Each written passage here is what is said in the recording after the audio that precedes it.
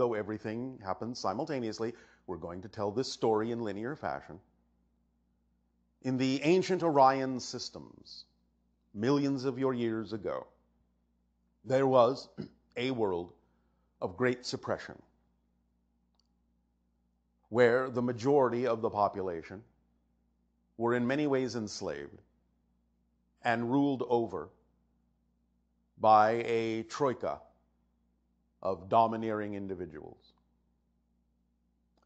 There was a resistance movement to this that translates as the Black League, which is actually simply a reference to the idea of hiding in the shadows.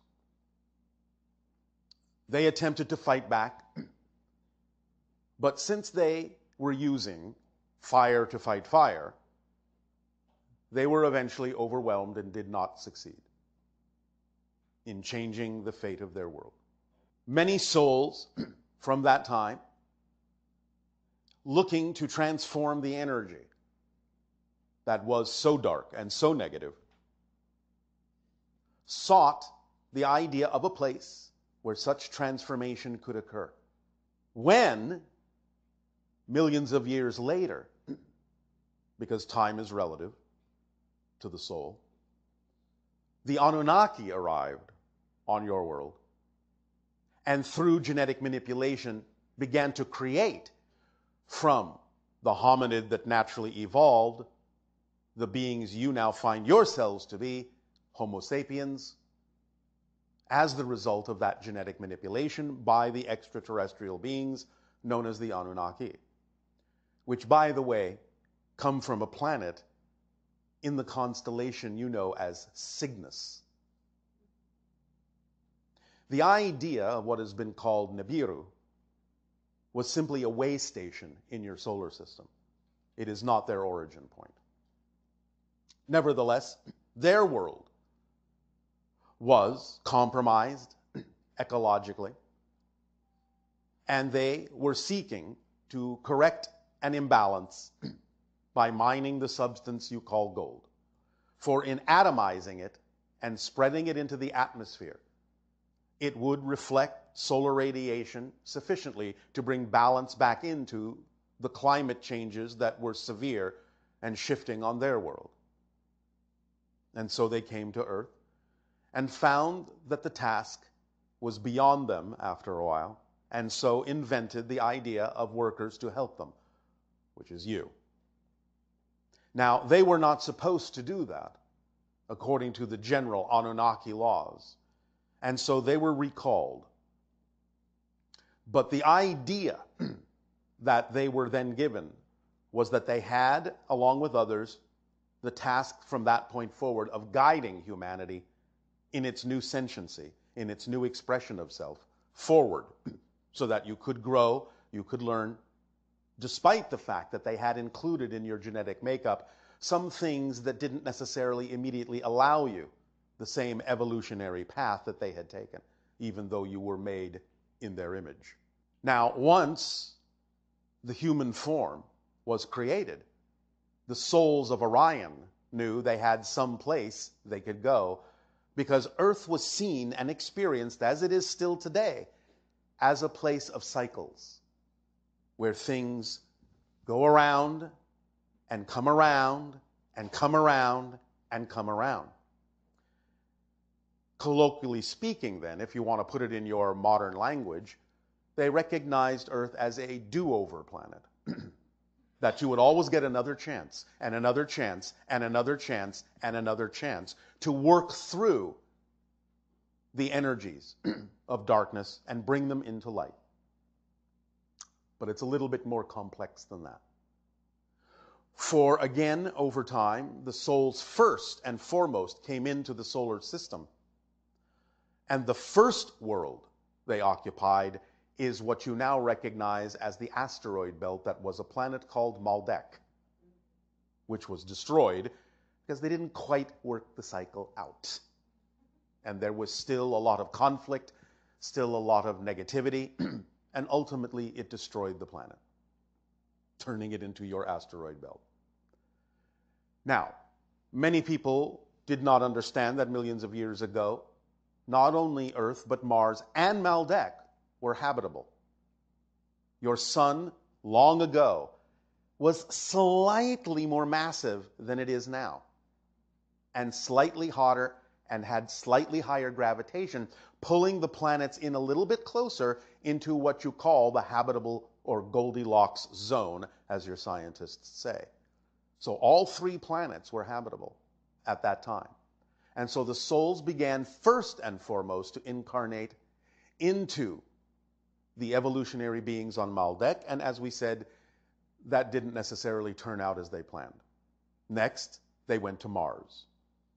and began to create the idea of habitation there in the life forms that naturally evolved upon that planet. Eventually, again, not quite having worked everything out, they created a vibration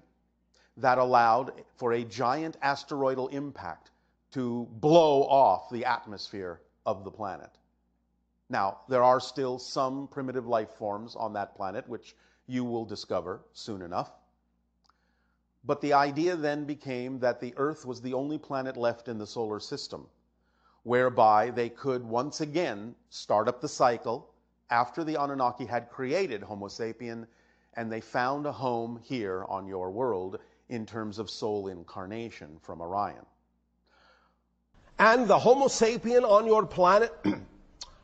after many different kinds of incarnational lifetimes, did allow itself to expand and explore the idea of creating civilizations that were similar to the galactic civilizations with whom they were interacting,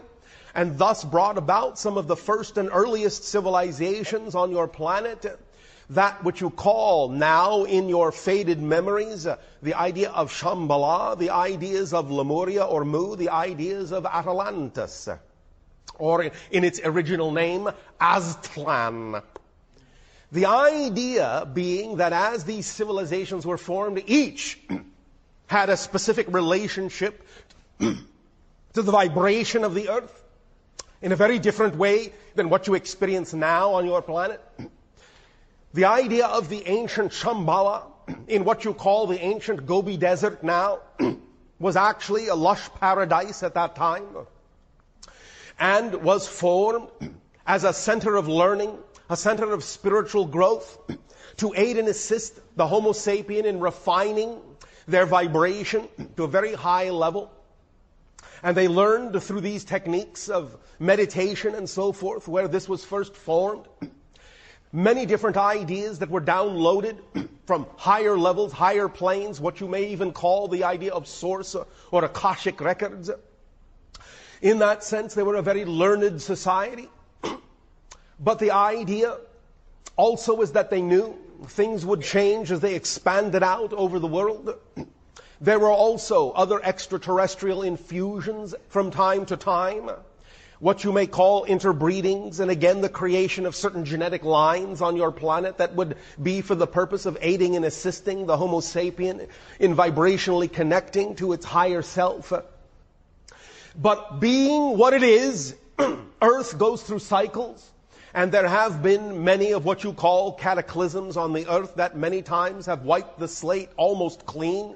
of a variety of civilizations, to begin from a different point, to begin from a different perspective. And thus then also was Lemuria or Mu in the original language created once again by Homo sapiens. But this time you will find that they were slightly different, having now more of the genetic lines of different ancient alien societies. They were functioning in a very different way, telepathically, very, very intuitively connected to the earth. The idea being they had, in that sense, no real written language per se, except for a few simple symbols. But the idea is that they were highly telepathic, highly emotional, highly intuitive, very fundamentally natural in the same way that you now consider many of your animals to be, even though they are also intelligent in their own way. Lemurians or Muans in that sense were also slightly blue-tinged as representative of the idea of the extraterrestrial race to whom they were genetically connected. And once again, through the idea of many of the cataclysms that broke up some of the Southeast Asian land masses that formed the extension of the Asian continent into what you call the Pacific realm that was the area of Mu. As it broke up in that sense, many excursions were taken across the planet, many migrations were taken across the planet to create many other civilizations, some of which are the roots of some of the civilizations you are familiar with now. But one in particular would be what you call the American Indian or Native American or indigenous people societies of the North American continent and the African continent and so on and so forth, which progressed onto the area now in what you call your Atlantic Ocean, your southern part of what the area is that you now call the Caribbean area. That was the idea of the Atlantean area, that which now has land masses which are sunken under the ocean, which you now call the idea of the Bahamas and the Grand Bahama Banks and Cuba and part of what you call Florida and many of the submerged islands in that area all together, being above the water in those times in what you call your last ice age, presented the land mass that was the seat of government of the Atlantean civilization. And again, there was trade with what you call the Asian and now Eurasian and European continents and the South American areas. And they were mostly now remembered through the civilization or similar to the civilization that you now understand as Aztecan and Mayan and Olmec and a Mixtec and many of these. Again, cataclysms occurred that pretty much wiped the slate clean, and this from the idea of what you now have come to recognize as cometary or asteroidal bombardment. The idea of the comet that, in your terms, crashed into the Atlantic Ocean and caused a tsunami that washed over the Atlantean land mass and parts of your eastern seaboard and South America and Europe and Africa, and in that sense wiped that civilization from the earth. All but the memory, but there are a few storehouses of knowledge that do remain, for they did have a written language, and these have yet to be found.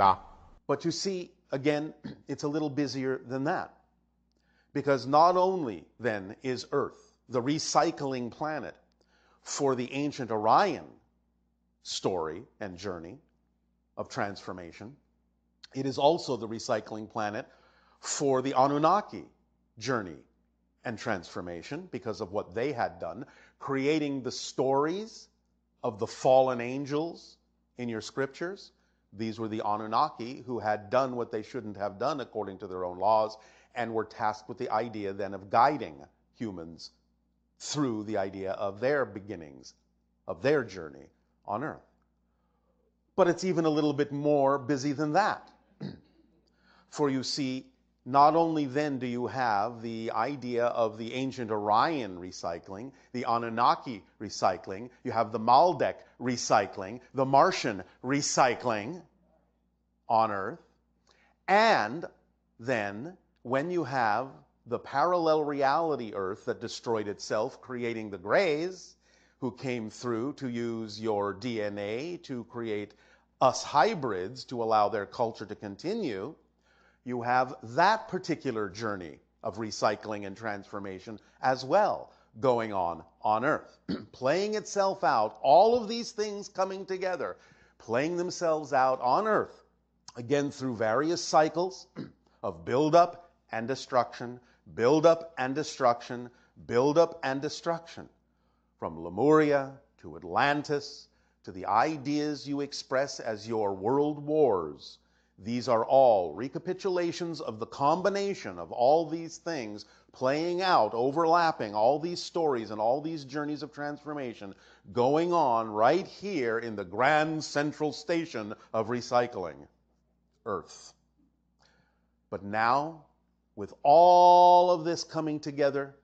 all coming to a head, all coming to a point in the cycles that are occurring on your planet now, is the great opportunity beginning in your year of 2020 to really begin to break the chains of the old cycles and transform the ancient energy from darkness to light, allowing each and every one of you who walk that path and absorb and accept and allow that energy of transformation in to become the angels of Orion